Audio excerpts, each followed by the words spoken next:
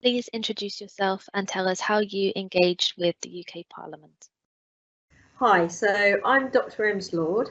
I'm a research fellow at Clare Hall at the University of Cambridge. I specialise in mathematics education. I'm interested in encouraging diversity in maths and the use of transferable skills through the medium of maths.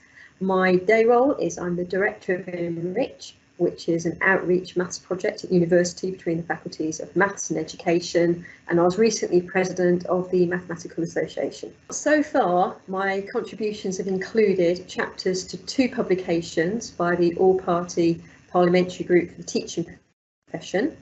The first one of those was a chapter for the response to trend shaping education, which was a global report, and I wrote about global shifts in education, drawing on my research into flexibility and using skills in different areas. And then the second was a chapter for the forthcoming publication, Reimagining Education, and that was drawing on my experiences of researching teacher professional development.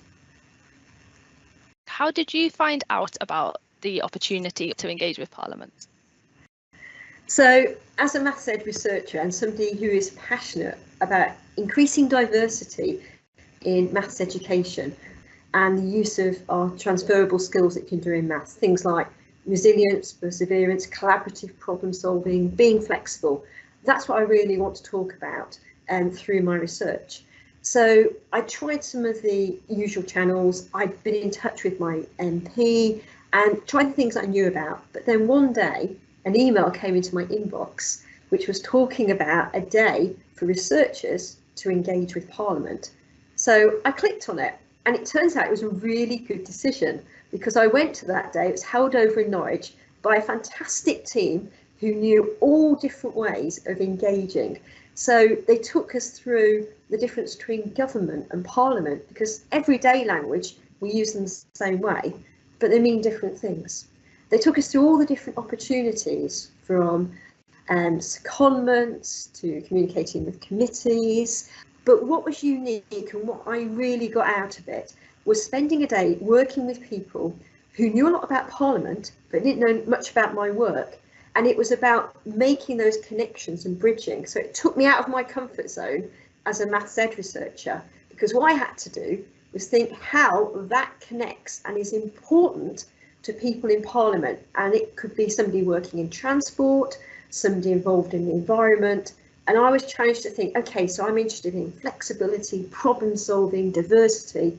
How does that fit?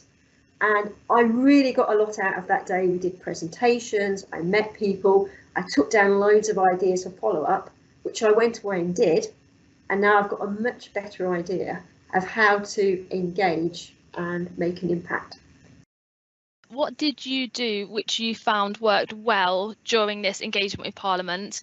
And is there anything you would do differently if you were to engage with Parliament again?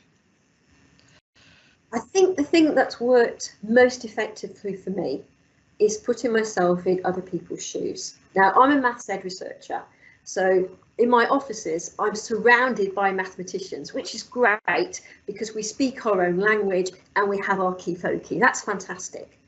But if I want to engage more widely, I need to think about what issues are affecting other people and get them engaged in what I do.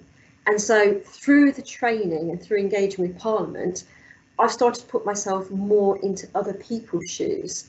And the benefit for me, as well as helping to make an impact, is when I want to apply for research grants, the people on the panel looking at research grants may not be maths ed researchers either. So the skills I'm getting working with Parliament, I'm finding are also very helpful in my day job as well. So it's kind of been a win-win.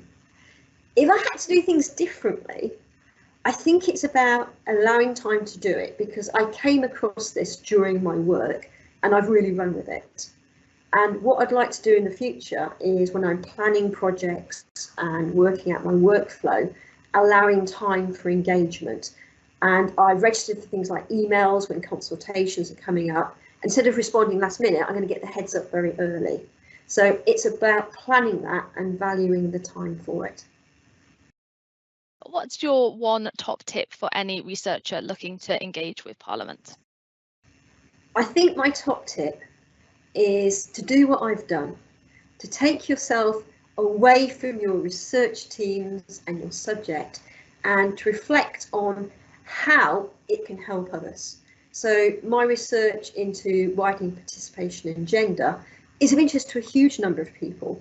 The approaches that I might take, what's worked well, and the difficulties I faced are transferable to other areas. And it's the same with my interest in transferable skills. The resilience, the perseverance, the working with others, all of those skills are really important whether you're working on a major infrastructure project, if you're trying to deal with a major health initiative, they all matter. So my top tip would be to think really carefully how, whatever your research area is, how that can benefit other people, and other people who may be way outside your normal comfort zone and people that you work with. It can be done. You just have to think very carefully about it.